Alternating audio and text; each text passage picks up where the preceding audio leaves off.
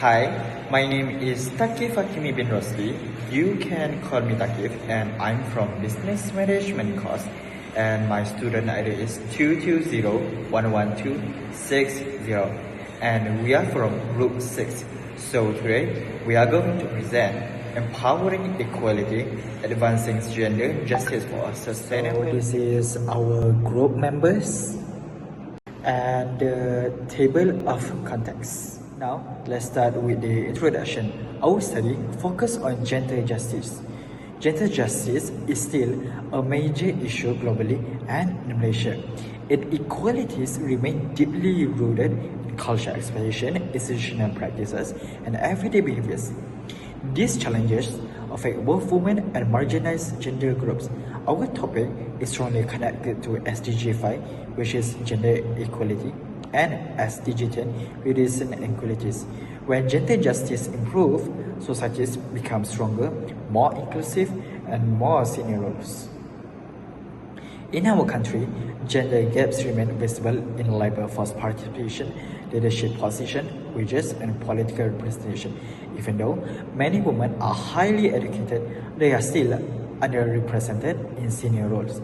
These gaps are reinforced by cultural expectations, workplace norms that favor men, limited mentorship opportunities, and the lack of visibility for marginalized genders in policy making. Our study aims to explore how awareness, attitudes, and everyday behaviors influence gender equality.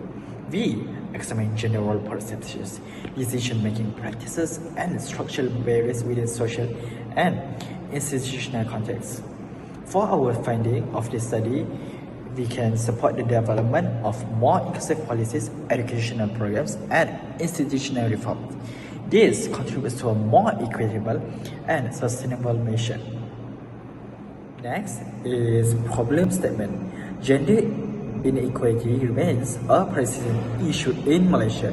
It reflected in the MGGI score of 0.705.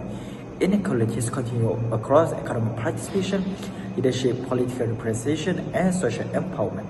National statistics show the scale of gender gaps, but they do not explain the deeper social, culture, and institutional mechanisms that keep these inequities in place. Globally and locally, gender issues are often treated as secondary in research. This weakens both theoretical understanding and the development of effective solutions.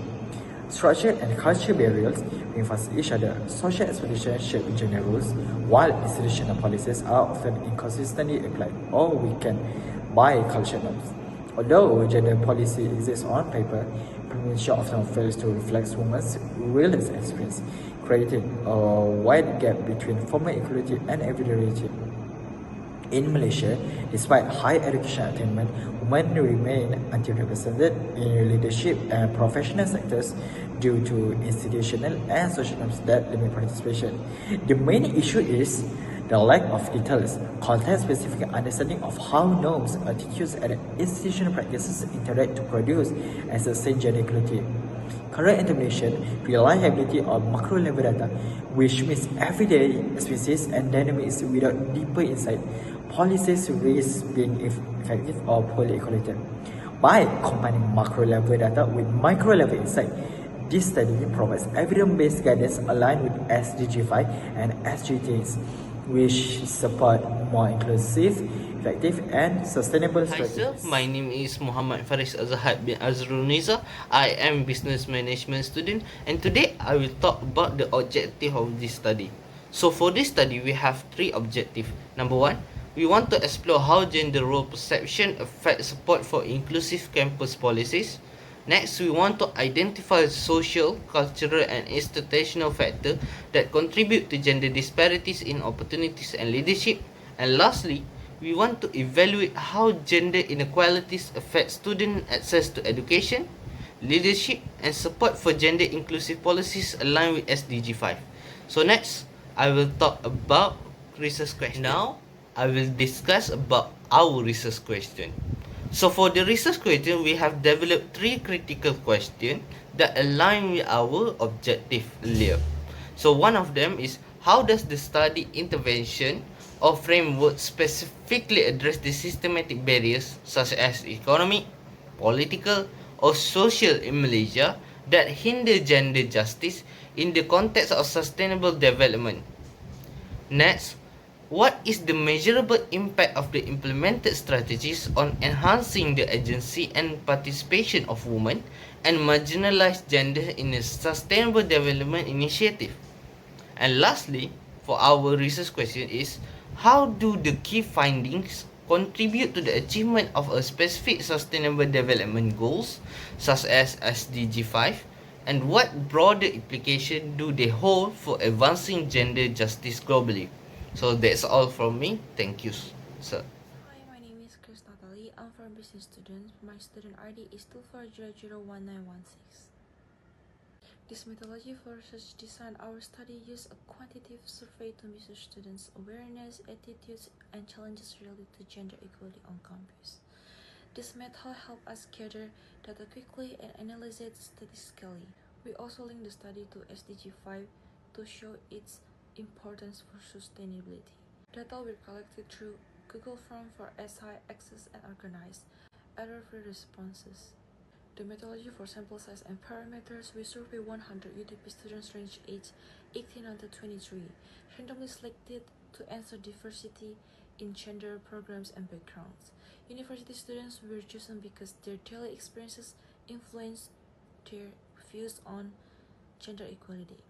A sample of 100 gives enough data to observe trends and understand campus perceptions. The methodology for data collection, we use a structured survey created on Google Forms based on gender equality and sustainability research.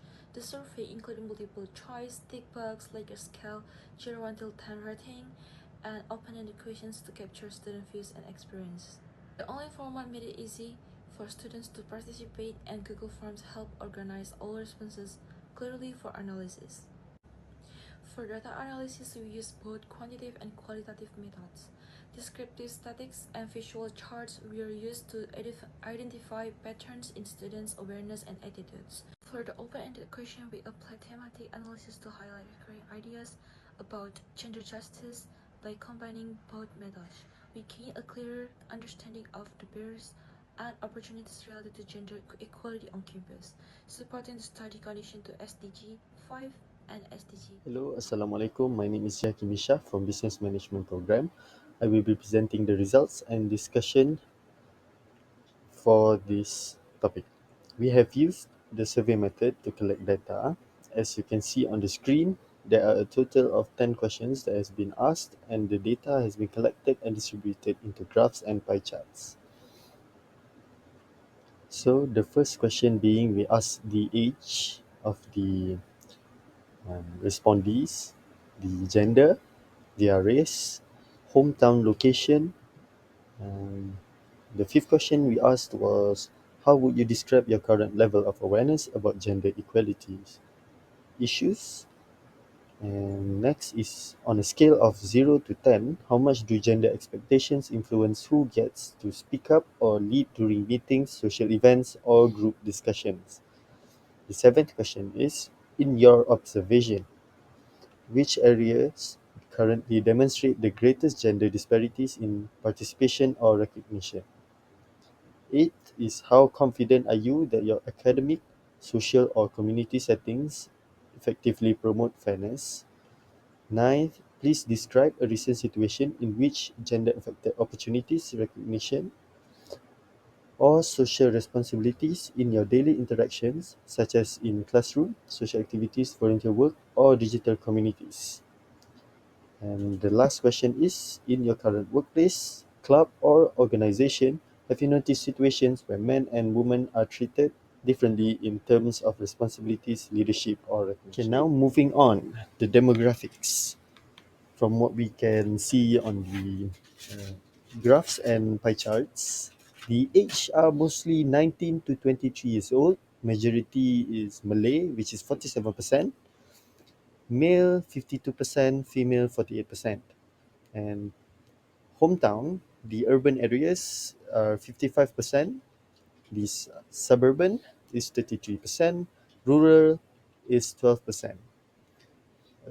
For awareness and fairness perception, 80% awareness of gender equality, which means it is moderate or to very high. The confidence that campus promotes fairness is very low, NPS -43. Gender norms will affect speaking, leadership, 51% detractors, and 37% passives.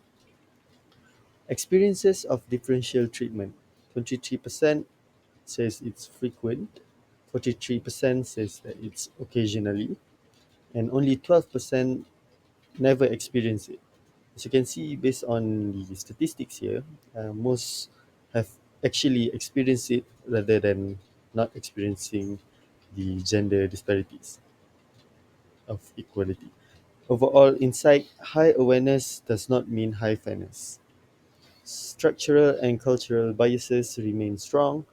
Findings align with global patterns, which is women still underrepresented in leadership, which is approximately 30% worldwide, or face recognition gaps and microaggressions despite formal equality policies.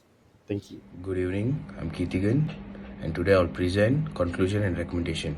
So, our study shows that UTP students acknowledge that gender equality is important, with 80% acknowledging its importance.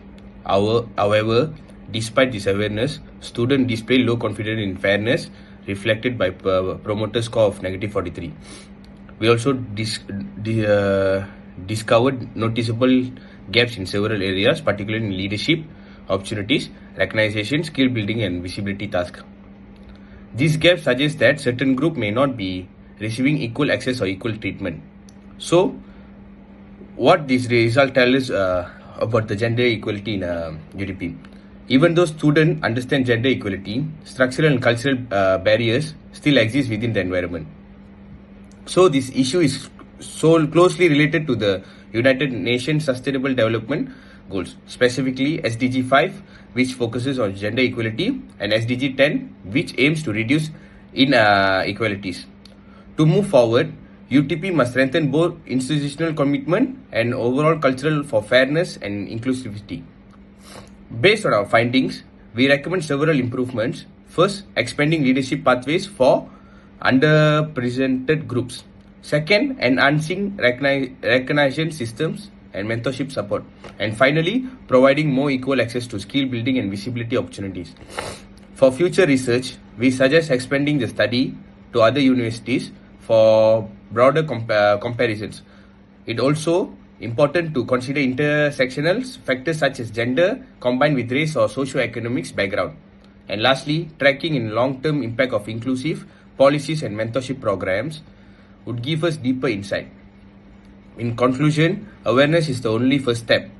To achieve gender equality, we need continuous cultural change and strong international impact. And for the recommendation, the first one will be strengthen leadership opportunities, mentorship and leadership programs for female students, equal access to key task and decision-making programs. And the second one will be promote inclusive projects, update campus policies to reduce gender gaps, and monitor effectiveness of gender inclusive initiatives. And the third one will be enhance awareness education. So UTP should promote or do campaigns or curriculum activities that involves gender equalities, and also to promote gender equalities. Regular workshop and campaigns to break stereotypes.